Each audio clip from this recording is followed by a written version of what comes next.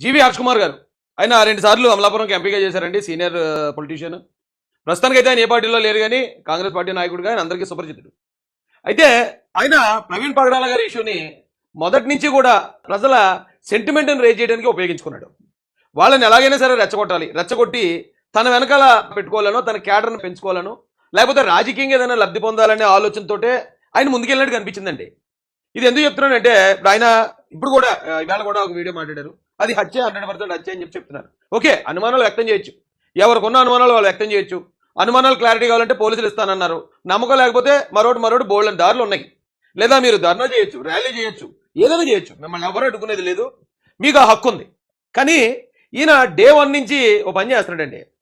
ఆ రోజు మొదటి రోజు ఆయన చనిపోయిన రోజు 25వ తారీఖు 25వ తారీఖున బాడీ దగ్గరికి ఆయన నేను ఒకేసారి వెళ్ళాం. ఆల్మోస్ట్ ఒక గంట అటు ఇట్లో వెళ్ళిన తర్వాత సాయంత్రం దాకా ఉన్న పరిస్థితులన్నీ చూసి పోలీసు వారు చెప్పినవి విని ఆ సీసీ ఫుటేజ్లు పరిశీలించి ఈయన్ని వెనకాతల అంత భారీ స్థాయిలో మర్డర్ చేసే శత్రువులు ఉన్నారా లేదా అనేది నాకు కూడా ఒక ఐడియా ఉంది. కాబట్టి ఓకే 90% ఇది యాక్సిడెంట్లో ఉందని నేను చెప్పాను.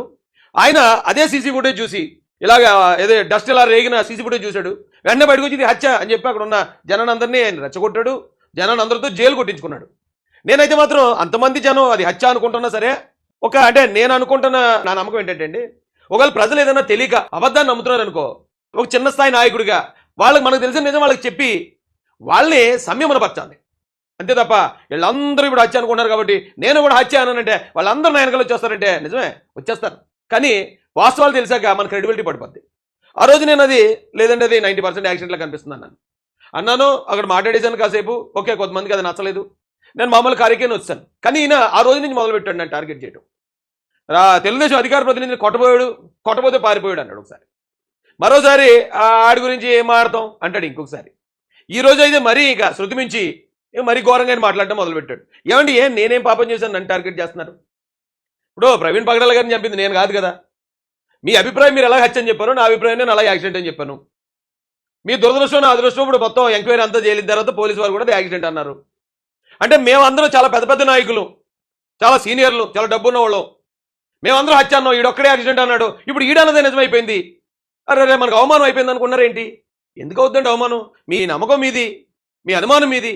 నేను చెప్పింది ఏదో నేను చెప్పాను. నేను ఆధారాలు చూసాము. అంటే జనాలు రెచ్చగొట్టడం ఇష్టం లేక కొంతమంది రెచ్చగొట్టి వాళ్ళ దగ్గర డబ్బులు కలెక్ట్ చేసిన వాళ్ళు ఉన్నారు. కొంతమంది రెచ్చగొట్టి మీలాంటి వాళ్ళు రాజకీయంగా దాన్ని ఉపయోగించుకునే ప్రయత్నం చేసిన వాళ్ళు ఉన్నారు. ఎవరు స్వార్థం కోసం వాళ్ళు హత్య అని చెప్పారు తప్ప ఏ స్వార్థం లేదు కాబట్టే అది యాక్సిడెంట్ అని చెప్పాను నేను. అయితే మీరు పర్సనల్గా నా మీద చేసే దాడి నాకు చాలా బాధాకరంగా ఉందండి. ఎందుకు మీరు నన్ను చూసి మరి ఇలా దాడి చేయాలి లేకపోతే ఇలాగా చులకం చేసి మాట్లాడాలనుకున్నారో మరి నాకైతే అర్థం కాలేదు. ఇది గతంలో మాట్లాడిన వీడియో అండి.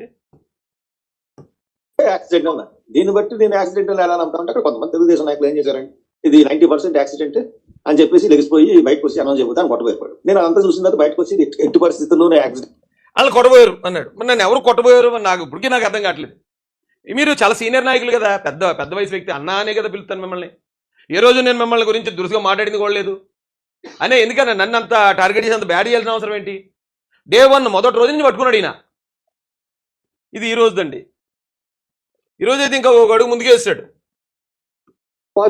ఆయన వేసి తొలగించండి. కొన్ని కుక్కలు వాగుతున్నాయి మీడియాలోనూ వాటిలోనూ. మొదటి రోజునే చెప్పేశాం, ఎందుకురా మీరు పదవుల గురించి ఎడుతారు, న్యాయంగా ఉండండి. సోటి సోదరుడు చనిపోయాడు, సోదరుడు చనిపోతే గవర్నమెంట్ని ఇంత మంచి గవర్నమెంట్ లేదని పొగడడం ఏంటి? అమ్మ పొగడతలకు కూడా హద్దులు ఉండాలి. కుక్కలు అంటున్నాడు, లేకపోతే ఏదో పదవుల కోసం చేస్తున్నాం అంటున్నాడు, లేదా గవర్నమెంట్ని పొగొట్టడం అంటున్నాడు. ఇప్పుడు గవర్నమెంట్ పొగొట్టడం అన్నాడు కాబట్టి ఇష్యూ వచ్చింది కాబట్టి చెప్తున్నానండి. ఇది జరిగింది, ఇలాగా యాక్సిడెంట్ జరిగింది. మరుసటి రోజు మధ్యాహ్నానికి లోకేష్ గారి దృష్టికి వెళ్ళడం, ఇమీడియట్గా పోలీసుని అలర్ట్ చేయడం జరిగింది. పోలీసుని అలర్ట్ చేయడంతోనే సీఎం గారు స్పందించడం జరిగింది. మరుసటి రోజుకి హోంమంత్రి గారు అక్కడికి వచ్చారు. డీజీపీ గారి దగ్గర నుంచి ఐజీ గారు, ఎస్పీ గారు ఒక సిట్ను నియమించడం జరిగింది. యుద్ధ ప్రాతిపదికన 500 సీసీ కెమెరాలు పరిశీలించారు. అక్కడున్న ఏదైతే పోస్ట్మార్టం బేసిక్ రిపోర్ట్ తీసుకున్నారు, ఆర్ఎఫ్ఎస్ఎల్ రిపోర్ట్ తీసుకున్నారు, ఇవన్నీ కూడా ఆయన ఫోన్పే పేమెంట్లు పరిశీలించారు. దాదాపు 100 మందిని ఎంతమందిలో సాక్షులను విచారించారు. యుద్ధ ప్రాతిపదికన చేశారండి. 14 రోజులు మొత్తం గవర్నమెంట్ అంతా దీని మీద పనిచేసి ఆయన మృతి వెనుకున్న ఆధారాలు గవర్నమెంట్ బయటపెట్టినప్పుడు, అరే మన కోసం పనిచేసే గవర్నమెంట్ని అప్రిషియేట్ చేయడంలో తప్పే ఉంది. అంటే ఇప్పుడు దాకా గవర్నమెంట్లు ఏమి కూడా మన తరపున పని చేయకపోవడానికి కారణం ఇగో ఇలాంటి నాయకుడు అయి ఉంటాడండి. ఎందుకంటే వీళ్ళ స్వార్థం కోసం మన కోసం పనిచేసే గవర్నమెంట్లు కూడా తిడతారు. అప్పుడు గవర్నమెంట్లు ఏమనుకుంటే రే వీళ్ళకి ఎంత చేసిన ఇంతేరా, విశ్వాసం ఉండదు వీళ్ళకి అనుకుంటారు కదా. ఇప్పటి వరకు గవర్నమెంట్ మనల్ని ఎందుకు పట్టించుకోవా అనుకునేవాడిని. ఇలాంటి పెద్దన్నలు ఇచ్చే ఇలాంటి స్టేట్మెంట్ల వల్ల అనమాట అండి. గవర్నమెంట్ అంత గట్టిగా పనిచేసినప్పుడు మన తరపున అక్కడ న్యాయం జరిగేలాగా అంటే వాస్తవాలు ఏంటో వెలికి తీసే ప్రయత్నం ఇంత ఇమీడియట్గా అంటే ఇంతకుముందు జరిగిందా? ఇప్పుడు ఎవరో వివేకానంద రెడ్డి గారు మధ్య హత్య జరిగింది, జగన్మోహన్ రెడ్డి గారు 5 సంవత్సరాల్లో ఏమైనా బయటకు వచ్చిందా? అలాంటి ఎన్నో కేసులు మరుగున పడిపోయి, అలాంటిది 14 రోజుల్లో మొత్తం A to Z ఎక్కడ ఏం జరిగింది ఏంటనేది వివరాలన్నీ మనకు అందించి కేసు క్లోజ్ చేసినప్పుడు అప్రిషియేట్ చేస్తే ఏం తప్పుందండి? అదే నా స్వార్థం కోసం చేయలేదే. పోనీ నేనేమి అది అప్పుడు తెలుగుదేశం పార్టీలోనో లేకపోతే కూటమిలోనో నేనేమి అధికారంలో లేనే, నాకేం పదవులు లేవు. ఒకవేళ పలానా పదవి ఉంది నాకంటే ఆ పదవి ఇచ్చారు కాబట్టి నువ్వు ఇలా మారుతారు రాయిష్ అన్నారంటే పోనీ ఎంతో కొంత ఉంది అర్థం. అరే కొత్త పార్టీ గెలిచిన తర్వాత నేను ఇల్లు కదలలేదు, మా ఊర్లోనే కూర్చొని ఉన్నాను. అయినా ఇంకా పదవుల కోసం చేశాడు లేకపోతే అధికార ప్రభుత్వం కోసం చేశాడు ఎలాగనగలుగుతున్నారన్న బాబు మీరు? కేవలం ప్రవీణ్ గారి విషయంలో క్రైస్తవుల మనోభావాలు వాళ్ళ ఆందోళన తగ్గించడానికి ప్రభుత్వం ఇంత ఇమ్మీడియట్గా యుద్ధ ప్రాతిపదికన పనిచేసింది కాబట్టి నేను థ్యాంక్స్ చెప్పాను. కానీ ఇదే మీరు ఇన్ని చెప్పే మీరు థ్యాంక్స్ చెప్పారు. అదే చంద్రబాబు నాయుడు గారికి మళ్ళీ ఎలా చెప్పారండి థ్యాంక్స్?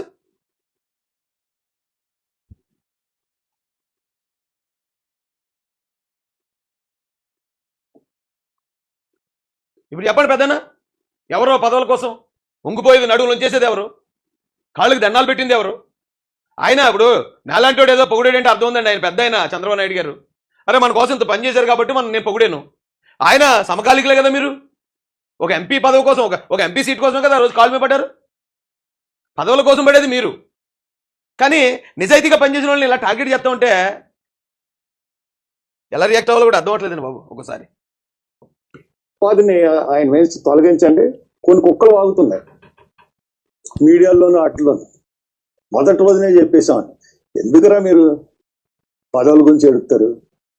పదవుల గురించి ఎడుతున్నానటండి. నాకు ఇచ్చిన ఎమ్మెల్యే టికెట్ వదిలేశాను నేను.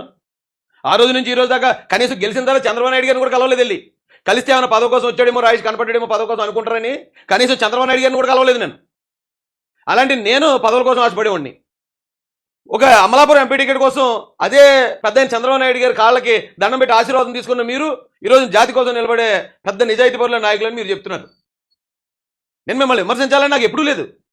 కానీ ఏంటి రోజు రోజుకి శృతి మించిపోతుంది. వేళ కుక్క అన్నారు, రేపు పొద్దున కూడా ఏమైనా బూతుమాట మాట్లాడతారా? అసలు ఈ ఎంటైర్ ఈ విషయంలో మీరు అటాక్ చేయాలంటే ఓకే, మీకు ఎవరు శత్రువులు ఉన్నారో వాళ్ళ మీద మాట్లాడండి. రాజేష్ మాజాన్ని అటాక్ చేస్తే ఏమవుతుంది? ఇది ఒక ఈర్ష అసూయ అలా కనపడుతుంది కానండి. మీరేదో నా మీద పోటీ పడుతున్నట్టు. ఒకవేళ నేనేదన్నా ప్రెస్ మీట్లో మీ గురించి ఖండించానంటే ఖండిస్తాను. నేను తెలుగుదేశం పార్టీ అధికార ప్రతినిధిని. మీరు ఏ సాక్ష్యాధారం లేకుండా ఇది గవర్నమెంట్ మీద ఆపాదిస్తున్నారు కాబట్టి నేను ఖండిస్తాను. మీరు ఖండించండి, అంతేగాని పర్సనల్గా వెళ్ళిపోయి మీరు కుక్కలో పిల్లులు నక్కలో ఏంటండి ఈ పదజాలం ఏంటి? అంతకన్నా బేపచ్చం ఆడగలుగుతాం మేము. కాకపోతే ఏదో పెద్దోళ్ళు కదా, ఇంకా గౌరవించి మీరు ఎన్నన్నా అలా పడుతూ ఆ సర్లే అంటే అన్నాళ్ళే పెద్దోళ్ళే సర్లే ఏదో ఆ ఫ్రస్ట్రేషన్లో ఉన్నట్టున్నాళ్ళే అని చెప్పి ఊరుకుంటా ఉంటే ఇంకా ఇదేంటండి ఇలా మీదకి ఎక్కేస్తుంటే ఎలాగా? న్యాయంగా ఉండండి. సోటి సోదరుడు చనిపోయాడు, సోదరుడు చనిపోతే గవర్నమెంట్ ని ఇంత మంచి గవర్నమెంట్ లేదని పోగొట్టడం ఏంటి? ఇది యాక్సిడెంట్లో చనిపోయారు. ఆ యాక్సిడెంట్లో ఉన్న పూర్తి వివరాలు గవర్నమెంట్ పని కట్టుకుని మన కోసం అంత పని చేసింది. పని చేసినప్పుడు ఆ గవర్నమెంట్ని ఒకవేళ థ్యాంక్స్ చెప్తే తప్పే ఉందండి. గవర్నమెంట్ కానీ చంపేసింది ఏంటి ప్రవీణ్ పగడాల గారిని? పోనీ అలా చంపేస్తే నేను గవర్నమెంట్ మీద మీకన్నా ముందు నేనే నిలబడతాను ఫైట్ చేయడానికి. అక్కడ చంద్రబాబు నాయుడు గారు లేదా లోకేష్ గారు పవన్ కళ్యాణ్ గారు చంపేశారేంటి? ఏం మాట్లాడుతున్నారని మీరు నాకు అర్థం కాదు. ఆ బోటు మునిగిపోయినప్పుడు కూడా ఇదే చేశారు మీరు. బోటు దురదృష్టవశాత్తు మునిగిపోయింది. ఆ మునిగిపోయినప్పుడు ఆ బోటు ఓనర్ మీదో లేదా బోటు పర్మిషన్ ఇచ్చే అధికారి మీద మీరు ఫైట్ చేయడం అనేసి జగన్మోహన్ రెడ్డి బోట్లో ముంచేసి జనాలు చంపించడం అన్నారు మీరు. ఎందుకన్నా ఇలాగా అడ్డదిడ్డమైన వాదన ఎందుకు? బీపర్వే పోతుంది కదా ఈ రోజున. మొత్తం సొసైటీ అంతా మిమ్మల్ని ఎలా మాట్లాడుకుంటుందో ఒకసారి వినండి బయటికి వెళ్ళి. పొగడ్తలకు కూడా హద్దులు ఉండాలి. ఒళ్ళు మర్చిపోయి పొగడెత్తే పార్టీలని ఎవరన్నా మీకు వచ్చేస్తుంది అనుకుంటున్నారా? వాడుకుంటున్నారు మిమ్మల్ని. అన్ని పార్టీ వాళ్ళకి చెప్తున్నాను, నేను అందరికీ చెప్తా ఉన్నాను. ఒక హత్యని యాక్సిడెంట్ కింద అంటే ఇప్పుడు చాలా మంది యూట్యూబర్లు యూట్యూబ్లో ఇది హత్య అంటున్నారు. సరే పాపం వాళ్ళు యూట్యూబర్లు, వాళ్ళు బయటకు వచ్చి ఏం చేయలేరు. మీరైతే యూట్యూబర్ కాదు కదా, మీరు ఒక ప్రజాప్రతినిధే కదా. అది హత్య అన్నప్పుడు ఇగో నేను డిక్లేర్ చేస్తారు పోలీసు కూడా అది యాక్సిడెంట్ అని. కానీ మీకు హత్య అని డౌట్ ఉంది, మీరు కోర్టుకు వెళ్ళే ఆప్షన్ ఉంది కదా మీకు. మీరు హైకోర్టుకి వెళ్ళండి, సుప్రీంకోర్టుకి వెళ్ళండి, పోనీ సిబిఐ ఎంక్వైరీ అడగండి, పోనీ సిబిఐ మీద కూడా మీకు నమ్మకం లేకపోతే జ్యుడిషియరీ ఎంక్వైరీ అడగండి. ఒక హైకోర్టు మాజీ న్యాయమూర్తితోనో సిట్టింగ్ న్యాయమూర్తితోనో ఒక ఎంక్వైరీ అడగండి కోర్టుకు వెళ్ళి. లేదు ఇక్కడ ఆంధ్రప్రదేశ్ హైకోర్టులో మీకు న్యాయం జరగదని మీరు భావిస్తే సునీతారెడ్డి గారు తెచ్చుకున్నట్టు ఈ కేసుని తెలంగాణ హైకోర్టుకు మార్పించుకోండి. తెలంగాణ హైకోర్టుకి వేసుకుని అక్కడి నుంచి జ్యుడిషియరీ ఎంక్వైరీ చేయించండి.